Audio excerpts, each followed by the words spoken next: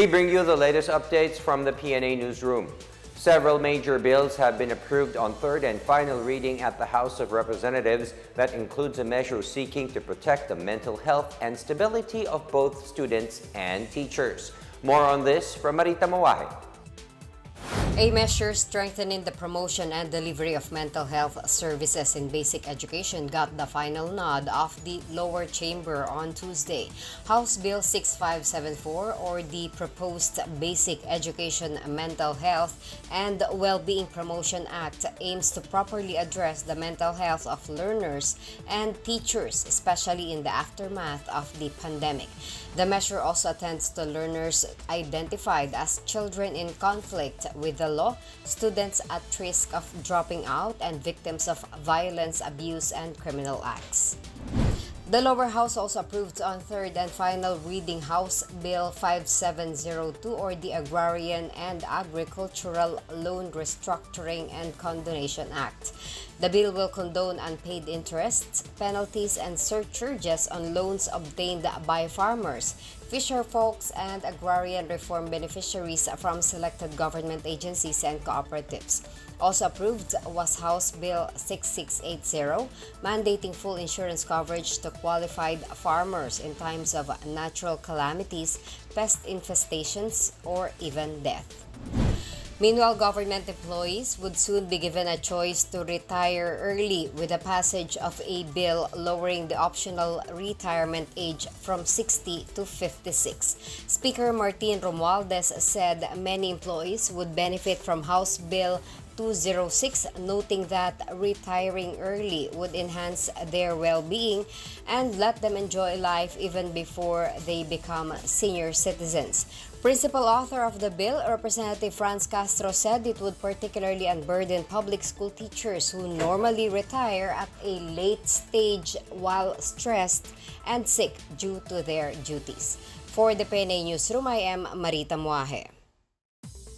President Ferdinand R. Marcos Jr. emphasized the Philippines' dedication to international relations as he sought support for a seat at the UN Security Council from 2027 to 2028. The president mentioned his plans during the Van de Honor with the diplomatic community. Marcos urged the diplomatic service to support the government's Philippine Development Plan 2023 to 2028, which would serve as the country's roadmap for its social and economic transformation over the next 6 years. He also affirmed his commitment to a renewed growth strategy and the country's gradual recovery from COVID-19.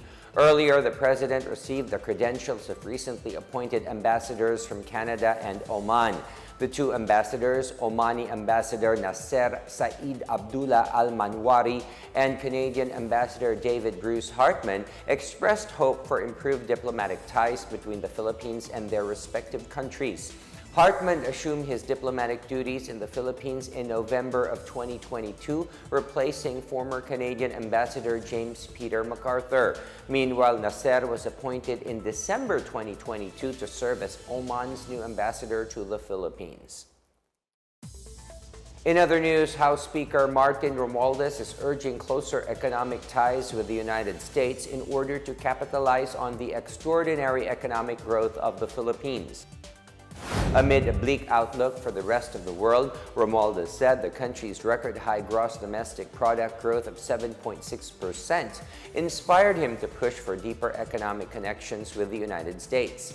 In a quick overview of the 19th Congress of the Philippines Legislative Agenda, he said the agenda for prosperity of the president had helped the country achieve record-breaking GDP growth, the fastest since 1976. He said the House of Representatives has always been firmly committed to achieving the outlined agenda through the necessary legislative measures. Romualdez added that closer bilateral connections with the U.S. will enable advancement in fields like counterterrorism, economic development, and climate change. Meanwhile, the country's first smart locker system will soon be available in all stations of the LRT-1.